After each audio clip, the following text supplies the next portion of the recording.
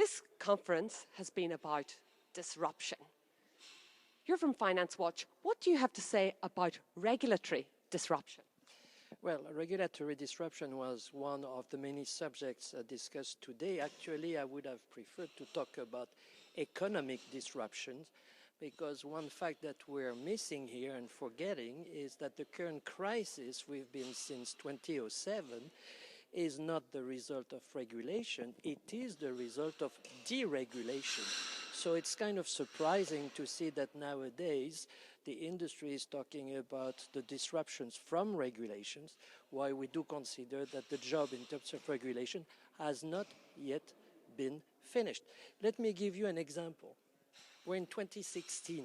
In 2016, is it normal that 8 years after Lehman, we are again in a Minsky moment with a very large German investment bank, of which size is 3 times the size of Lehman in terms of assets, and when you look at their derivatives portfolio, it's 20 times the size of the German GDP. So can we really say that regulation is a problem for banks? I would tend to say that the regulatory job has not been done yet. Can I ask you to speculate on what might happen with Deutsche Bank over the next few weeks? What can I speculate? First of all, I don't have a crystal ball. The second of all, even so, we're not here to pinpoint at Deutsche Bank or whatever. We're more looking at the fact that we have still a very large bank that's holding states hostages. Because of the size of that bank, I do not believe that this bank could be built in, as we say. There are so-called resolution programs. It cannot work because it's way too big.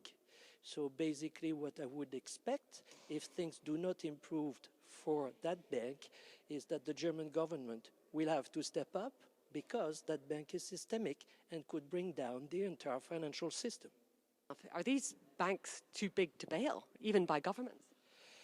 Well, let's put it this way. Germany has an advantage compared to other countries, is that despite the crisis, the public debt versus GDP is still a manageable one in Germany, which is not the case of many other countries following the 2008 crisis. So is it too big to be bailed out by Germany? I don't really know. I would hope, I would expect that it is.